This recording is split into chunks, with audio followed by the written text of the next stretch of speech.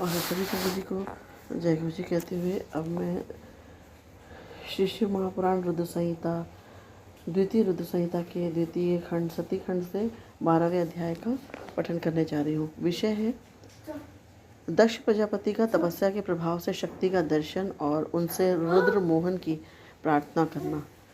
नारद जी बोले, हे ब्राह्मण, हे शिव भक्त, हे प्राज्ञ, हे निष्पाप, आपने शिवा तथा शिव के कल्याणकारी चरित्र का भलीभांति वर्णन किया और मेरे जन्म को पवित्र कर दिया।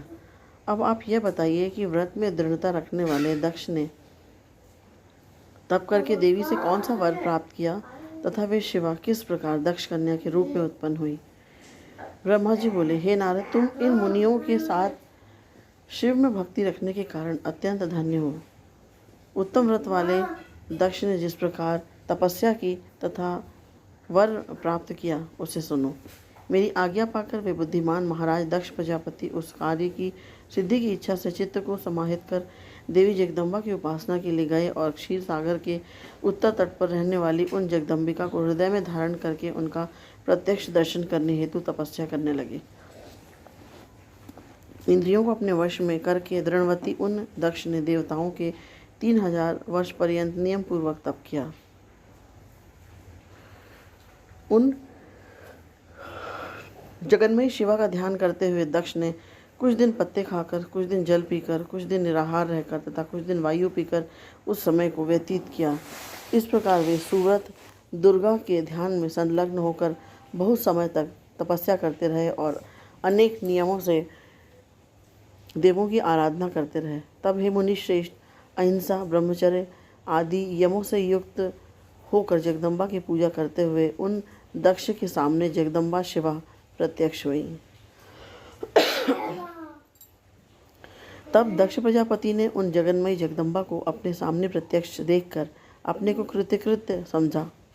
सिंह पर सवार, कृष्ण वर्ण वाली, सुंदर मुख वाली, 4 भुजाओं वाली, हाथों में वर, अभय, नीलकमल तथा खड्ग धारण की हुई, मनोहर लाल नेत्र वाली, बिखरे हुए सुंदर बालों से युक्त, जगत की जन्मदात्री तथा सुंदर कांति वाली उन कालिका को प्रणाम कर दक्ष प्रजापति ने अपनी विचित्र वाणी से उनकी स्तुति की। दक्ष बोले, हे जगदम्बे, हे महामाये, हे जगदीश्वरी, हे महेश्वरी, आपने कृपा करके मुझे अपने रूप का दर्शन दिया है, आपको मेरा नमस्कार है। हे भगवती, हे आद्ये, मुझ पर प्रसन्न हो। हे शिव रूपिणी, प्रसन्न हो। हे भक्त वरदे, प्रसन्न हो। हे जगन माये, आपको नमस्कार है। ब्रह्मा जी बोले, हे मुने, संयत चित्त वाले दक्ष ने इस प्रकार महेश्वरी की स्तुति की। तब उनके मनोरथ को जानती हुई भी वे दक्ष से कहने लगी। देवी बोली, हे दक्ष, मैं आपकी इस भक्ति से बहुत प्रसन्न हूँ। तुम्हारे लिए कुछ भी अदेय नहीं है, अतः अपना अभीष्ट वर मांगिए। ब्रह्मा जी बोले, जगन माता के इस वचन को सुनकर दक्ष प्रजापति अत्यंत प्रसन्न होकर शिवा को बारंबार प्रणाम करते हुए कहने लगे। दक्ष बोले, हे जगदम्ब, हे महामाये, यदि आप मुझे वर देना चाहती हैं तो मेरे वचनों को सुनिए और प्रसन्नता से मेरा मनोरथ पूर्ण कीजिए। जो मेरे स्वामी शिव हैं, वे रुद्र नाम से ब्रह्मा के पुत्र रूप में अवतरित हुए हैं। वे परमात्मा के पूर्णावतार हैं, परंतु अभी तक आपका अवतार नहीं हुआ है। आपके अतिरिक्त उनकी पत्नी कौन हो सकती है?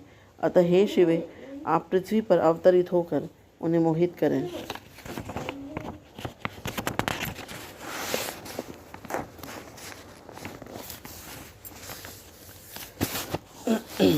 हे देवी, आपके अतिरिक्त अन्य कोई भी उन्हें मोहित नहीं कर सकती, इसलिए आप इस समय मेरी कन्या के रूप में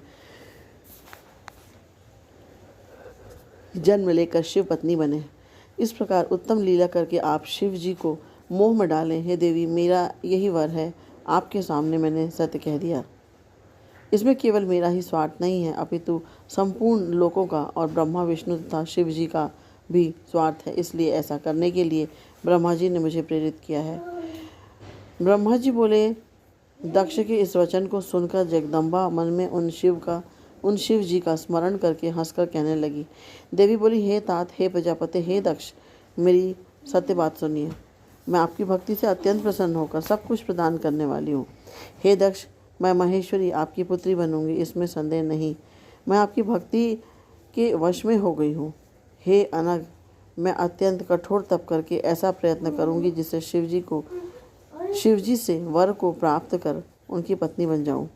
हे प्रभु, सदाशिव ब्रह्मा तथा विष्णु के सेव्य विकार रहित तथा पूर्ण है, अतः बिना तप के इस प्रकार की कार्य सिद्धि नहीं हो सकती। मैं तो प्रत्येक जन्म में उनकी प्रियदासी हूँ और अनेक प्रकार के रूप धारण करने वाले वे सदाशिव मेरे स्वामी हैं। वे वर के प्रभाव से ब्रह्मा जी की भ्रिकुटी से अवतीर्ण हुए हैं और मैं भी उन्हीं की आज्ञा से ब्रह्मा जी के वरदान से इस लोक में अवतार लूँगी। हे तात, अब आप अपने घर जाइए।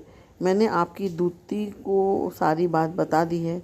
मैं कुछ ही दिनों में आपकी कन्या बनकर शीघ्र ही शिव की पत्नी बनूंगी।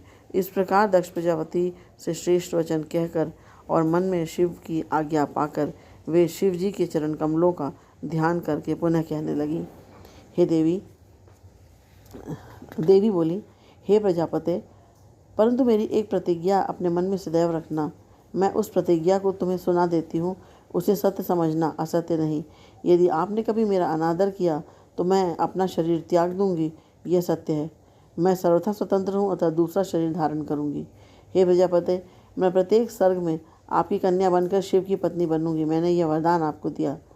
ब्रह्मा जी बोले। इस प्रकार दक्ष प्रजापति से कहकर वे महेश्वरी उनके देखते देखते वहीं अंतर्ध्यान हो गई।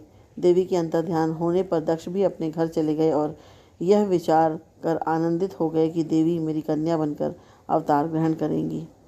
इति श्री शिव महापुराणे द्वितीयायां रुद्र संहितायां द्वितीये सतीखंडे दक्ष वर प्राप्ति वर्णनम नाम 12वां अध्याय।